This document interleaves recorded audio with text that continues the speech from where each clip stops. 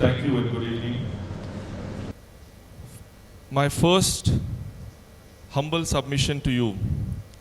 Today I speak confident English in front of you, but I come from a very humble background, studied in Marathi medium. So you can imagine the fear of knowing or not knowing English. My first lesson started when I was under the wings of my coach, mentor, Sir Frank Tyson. Because when we were part of this BCA Mafatlal bowling scheme, it was difficult to communicate everything with him. The only reason was we were comfortable in Marathi and he could only speak English. He made sure he broke that comfort by making sure the very second day of our association, he actually goes and buys a dictionary, started learning Hindi and Marathi words, and started communicating few things with us. That made us believe, look, there is no such thing that you can't learn in life. And if you have to grow, if you have to better yourself, you need to start adapting, accepting certain practices. That was my first lesson of getting rid of my apprehensions, my concerns, because we become so self-centered at many times that no becomes an obvious choice for us in every step of our. What does no mean to everyone? As said by our ex-President of India, Dr. APJ Abdul Kalam, he defined beautifully, no is your next opportunity. If you start thinking in that direction, the perspective of yours changes automatically in a positive approach, accepting, realizing, and making sure that you take right steps in preparing well. When I had my cricketing journey, when I actually went through all the vagaries of ups and downs, I was just introduced that I got a wicket on my first ball. I'm part of that world record, but I'm part of 2 world record in the same test match. And the vagaries of uncertainty I experienced in that very test match, where we fielded for 952 runs and I could only get a wicket, which was on my first ball, which I had a good day, but for the next 3 days, I was struggling to actually get another wicket. What sport teaches in life is exactly what I'm going to share it with you all. Sport embraces you, but the biggest lesson sport empowers and, interestingly enough, gives you an insight of how to look at failures, how to handle failures. You talk about the best in the business of sport or playing sport. You talk about the great Sachin Tendulkar, the great Roger Federer, the great Michael Jordan, the great Serena Williams, the great Tiger Woods. They come from all different sporting backgrounds, but they are icons, and if we can call them goats in their own way. But they have failed more times than they have succeeded, yet they are considered goats only on one reason: their ability to bounce back, their ability to look at failure with different lens allowed them to overcome all these small areas of corrections and minimizing their mistakes, because the best people in the world never repeat their mistake. They always are hungry and more focused of not repeating their mistake. They may end up making some other mistakes, but their ability to introspect, their ability to look at it differently gives them an edge to think differently, approach their training session differently, approach their preparation differently, which sets them apart. With this, I'm going to narrate a beautiful story for all of you who are aspiring to make a career. In India, largely, but worldwide also, we have a habit of chalta hai. ठीक है ना? I'll do it next day. The lesson with these top athletes, which I have learned from them, is there is no such thing that you will do tomorrow.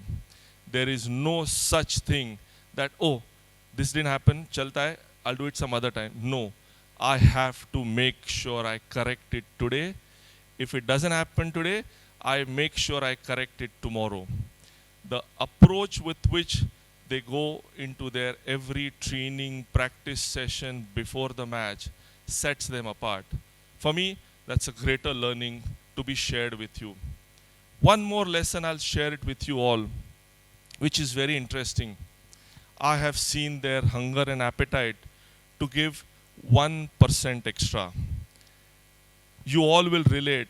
When your teacher tells you to submit their assignment, you always say, oh, I'll do it day after because the submission date is day after. Why can't we complete it tomorrow? We have time to correct it.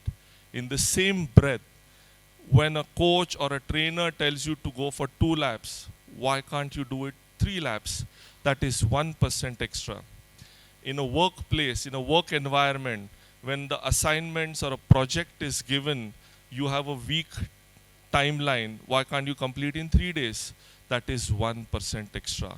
Sport teaches us to push the boundaries, push the limits, but more importantly, it allows us to stay grounded.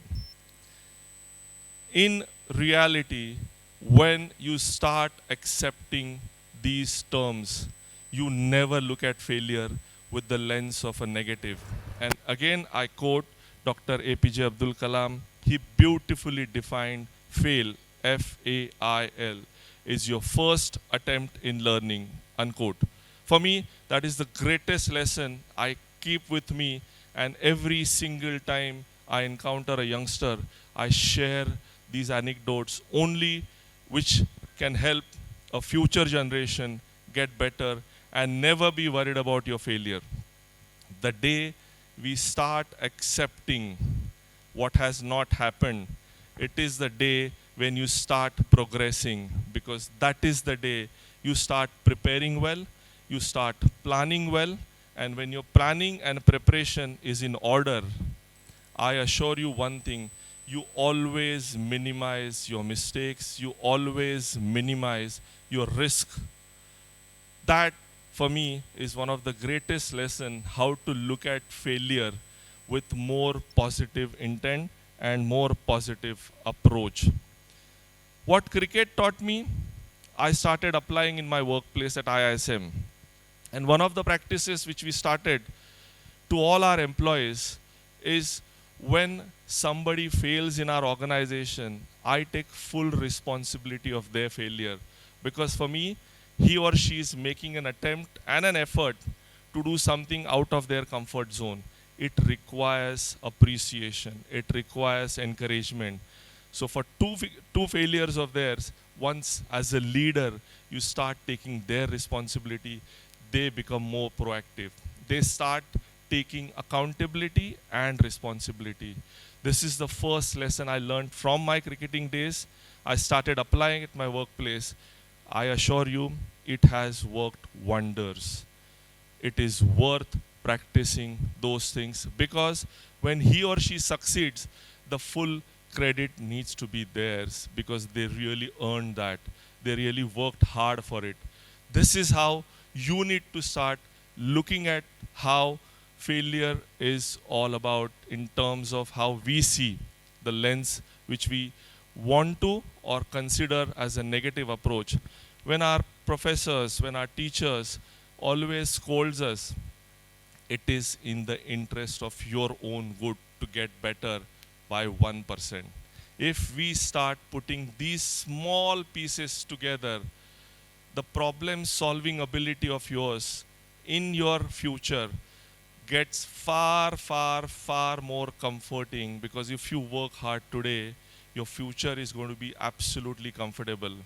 If you don't start sacrificing the value of time, discipline, dedication, commitment, the results in years to come will be a huge, huge challenge. I always feel, and I'll close that these are the ideas which are worth sharing. If you know your strength, that's your asset. But if you know your weakness, that's your strength. never ever give up on that. Thank you very much for having me here.